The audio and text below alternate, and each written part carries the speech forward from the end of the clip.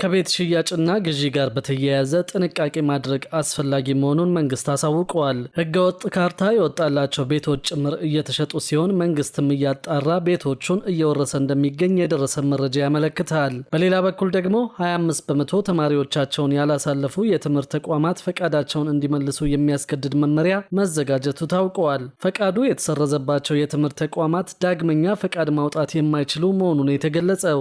ሰላም ቤተሰቦቻችን፣ መረጃዎቹ የት ሀገርና የት ከተማ ሆናችሁ እየተከታተላችሁ እንደምትገኙ በሐሳብ መስጫው ላይ ጻፉልን። አሁን ዝርዝር መረጃዎቹን አንድ በአንድ ወደ እናንተ እናደርሳለን። እስከ መጨረሻው አብራችሁን ቆዩ።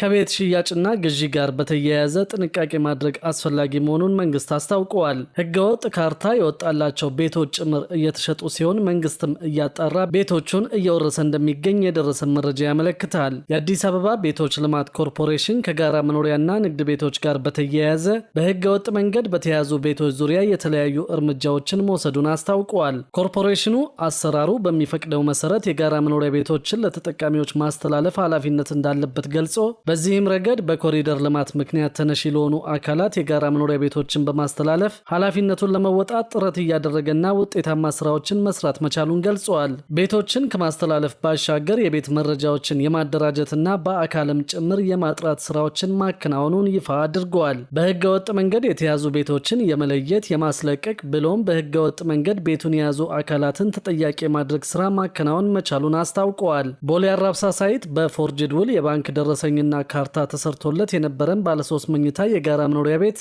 በክፍትነት በመያዝ ለልማት ተነሺ እንዲሰጥ መደረጉ ተገልጿል። በተመሳሳይ ሳይት አንድ ባለ 3 መኝታ ኮንዶሚኒየም በክፍለ ከተማ ፋይል እንዳለው ቢገለጽም ሲጣራ ግን ትክክለኛ አለመሆኑ በመረጋገጡ ቤቱን በክፍትነት በመያዝ ለሌላ ልማት ተነሺ እንዲሰጥ መደረጉ ታውቀዋል። በገላን ሳይት ደግሞ ፎርጅድ ሰነድ በማዘጋጀት ተሽጠው የነበሩ ቤቶችን በማጣራት ቤቶቹን በክፍትነት መያዝ መቻላቸውን ኮርፖሬሽኑ አስታውቀዋል። የአሰራር ስርዓቱን ለማሻሻል ከ1998 ዓ.ም ጀምሮ የተገነቡ የጋራ መኖሪያ ቤቶችንና የንግድ ቤቶችን ወደ ሲስተም የማስገባት ስራ እየተከናወነ መሆኑም ታውቀዋል። ከየካ አካባቢ የተነሱ የኮሪደር ልማት ተነሺዎች ሆነው ኮንዶሚኒየም አይገባቸውም የተባሉ 14 ሰዎች እጣቸውን እንዲመልሱ ተደርጎ ለሌሎች የኮሪደር ልማት ተነሺዎች ማስተላለፍ መቻሉን ኮርፖሬሽኑ አስታውቀዋል። በኮሪደር ልማት ምክንያት የሚነሱ የልማት ተነሺዎች እጣቸውን ከእጅ ንክኪ ነጻ በማድረግ በሲስተም እንዲሆን መደረጉ ተገልጾ በኮሪደር ልማትና በመልሶ ማልማት ለሚነሱ የልማት ተነሺዎች እጣ በሚያወጡበት ወቅትም ሰፊ የግንዛቤ ማስጨበጫ እንዲፈጠር መደረጉ ታውቀዋል። በነባር ሳይት በህገ ወጥ ተይዘው የነበሩ የጋራ መኖሪያ ቤቶች ቂሊንጦ 64፣ ቦሌ አራብሳ 8፣ የካ አባዶ 37፣ ቡልቡላ 11፣ ቦሌ አያት ደግሞ 3፣ መስፍን ሜዳ 2 በድምሩ ከ120 በላይ ቤቶችን በመለየትና በማስለቀቅ ለልማት ተነሺዎች ማስተላለፍ መቻሉን የተገለጸው። በነባር ሳይት በህገ ወጥ ተይዘውና የቆሻሻ ማስቀመጫ ሆነው የነበሩ የጋራ ንግድ ቤቶች ብዛት 71 እንደሆኑ ታውቀዋል። ንግድ ቤቶቹን በመለየትና በማስለቀቅ ለጨረታ ዝግጁ እንዲሆኑ መደረጉንም ኮርፖሬሽኑ ገልጸዋል። ኮርፖሬሽኑ አክለውም ሰዎች ቤት ሲገዙም ሆነ ሲሸጡ ጥንቃቄ ማድረግ እንደሚገባቸውና የቤቱን ትክክለኛ ባለቤት ማወቅ መለየትና ጥንቃቄ ማድረግ እንደሚያስፈልግም ነው የገለጸው። በሌላ በኩል ደግሞ 25 በመቶ ተማሪዎቻቸውን ያላሳለፉ የትምህርት ተቋማት ፈቃዳቸውን እንዲመልሱ የሚያስገድድ መመሪያ መዘጋጀቱ ታውቋል። ፈቃዱ የተሰረዘባቸው የትምህርት ተቋማት ዳግመኛ ፈቃድ ማውጣት የማይችሉ መሆኑን የተገለጸው የኢትዮጵያ የግል ትምህርት ቤቶች ማህበር የርቀት ትምህርት ማዕከላት ሀገር አቀፍ የ12ኛ ክፍል መልቀቂያ ፈተና ከሚያስፈትኗቸው ተማሪዎች ከ25 በመቶ በላይ የሚሆኑት ለተከታታይ 2 ዓመታት የማለፊያ ነጥብ ካላስመዘገቡ ፈቃዳቸውን እንዲመልሱ የሚያስገድድ ረቂቅ መመሪያ ተዘጋጀ።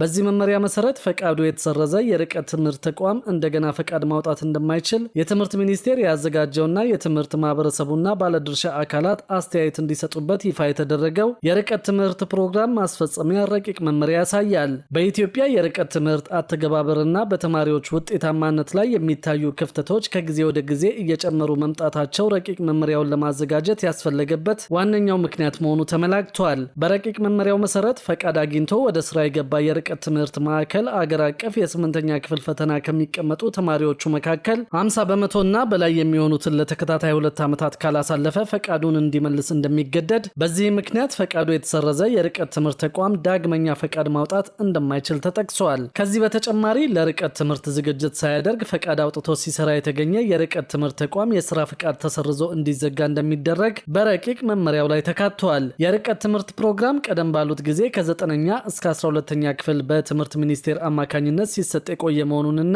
ከቅርብ ጊዜ ወዲህ ደግሞ ከ5ኛ ክፍል ጀምሮ በተለያዩ የግል ተቋማት እየተሰጠ እንደሚገኝ፣ ሆኖም በሁለቱም ተግባሪዎች እስከ ታች ድረስ ኃላፊነትና ተጠያቂነት የሚቀበል ተናባቢ አደረጃጀት አለመኖሩ ረቂቁን ለማዘጋጀት ያስፈለገበት ሌላኛው ምክንያት ነው ተብሏል። በአንድ ማዕከል ላይ ብቻ የተንጠለጠለ አሰራር መከተል፣ የርቀት ትምህርት የመማሪያ ሞጁሎች ተማሪውን ያገናዘበ ዝግጅት ያላቸው አለመሆን፣ የትምህርት መዋቅር በሚፈለገው መጠን ቁጥጥርና ክትትል የማይደረግበት መሆኑ በአሁኑ ወቅት በተደረገው የትምህርት እርከን የስርዓት ትምህርት ለውጥና የአጠቃላይ ትምህርት ዘርፍ አዋጅ ምክንያት የርቀት ትምህርት ፕሮግራም መመሪያን ከልሶ ማዘጋጀት ማስፈለጉ ተጠቅሷል። በተለያዩ ምክንያቶች በመደበኛ የትምህርት ፕሮግራም ትምህርታቸውን መከታተል ያልቻሉ ዜጎች በርቀት ትምህርት ፕሮግራም የትምህርት ተደራሽነትን በፍትሐዊነትና በእኩልነት ተጠቃሚ ሊያደርግ የሚችል ስርዓት መዘርጋት የረቂቅ መመሪያው ዓላማ መሆኑን ከ7ኛ እስከ 12ኛ ክፍል የርቀት ትምህርት በሚያስተምሩ መንግስታዊና መንግስታዊ ባልሆኑ የርቀት ትምህርት ማዕከላት ላይ ተፈጻሚ ይሆናልም ተብሏል። 7ኛ ክፍል ተመዝግቦ ለመማር የሚፈልግ የርቀት ትምህርት ተማሪ የ6ኛ ክፍል ክልላዊ ፈተና ያለፈበትን የተረጋገጠ ማስረጃ በማቅረብ መመዝገብ እንደሚኖርበት በረቂቁ ተጠቅሷል። በርቀት ትምህርት ፕሮግራም የ8ኛ ክፍል ሀገር አቀፍ ፈተና ወስዶ ማለፊያ ነጥብ ያመጣ ተማሪ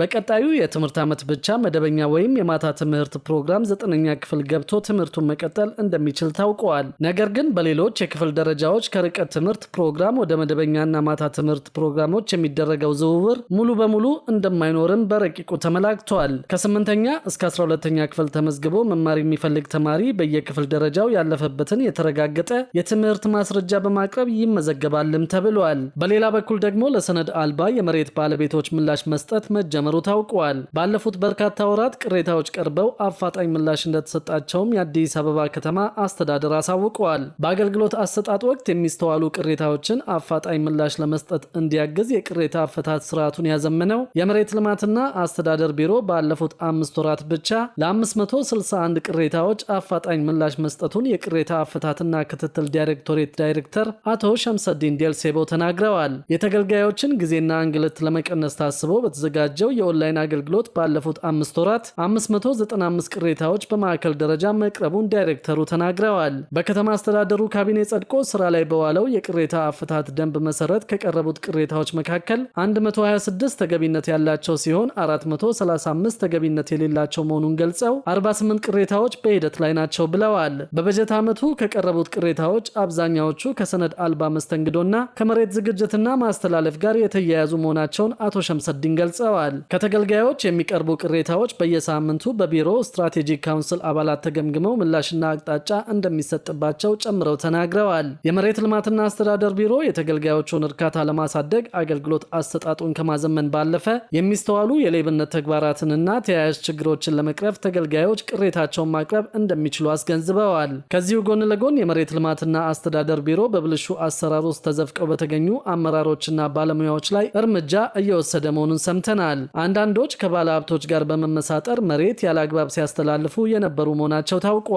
ቢሮው በብልሹ አሰራር ውስጥ ተዘፍቀው በተገኙ አመራሮችና ባለሙያዎች ላይ እርምጃ እየወሰደ መሆኑን የገለጸው ይህንን እኩይ ተግባር ለመከላከል የሚያደርገውን ጥረት ህብረተሰቡ ተጨባጭ መረጃዎችን በጥቆማ መቀበያ ነጻ የስልክ መስመርና በአካል ቀርቦ መረጃ በመስጠት እንዲያግዘውም ተጠይቀዋል። ብልሹ አሰራር በአገር ኢኮኖሚ ላይ ከሚያደርሰው ተጽዕኖ ጎን ለጎን የህብረተሰቡን የመልማት ፍላጎት በመንፈግ የመልካም አስተዳደር ችግር ይሆናል ሲልም አስታውቀዋል። የአዲስ አበባ ከተማ አስተዳደር መሬት ልማትና አስተዳደር ቢሮ በየጊዜው የሚነሱ ብልሹ አሰራሮችንና የመልካም አስተዳደር ችግሮችን ለመቅረፍ አሰራርን በማዘመን አገልግሎቶች በቴክኖሎጂ እንዲታገዙ ማድረጉን ያስታወቀው። ከዚህ ጎን ለጎንም የመልካም አስተዳደር መንስኤ የሆኑና በብልሹ አሰራር ውስጥ በተዘፈቁ አመራሮችና ባለሙያዎች ላይም የእርምት እርምጃ ወስዷል፣ እየወሰደም እንደሆነ አስታውቀዋል። ቢሮ የሰነዳቸው መረጃዎች እንደሚያመለክቱት በ2018 በጀት ዓመት በብልሹ አሰራር ውስጥ ተዘፍቀው የተገኙ ከ100 በላይ አመራርና ሰራተኞችን በመለየት 66ቱን ከስራ ማሰናበትን ጨምሮ በከባድ የዲሲፕሊን ቅጣትና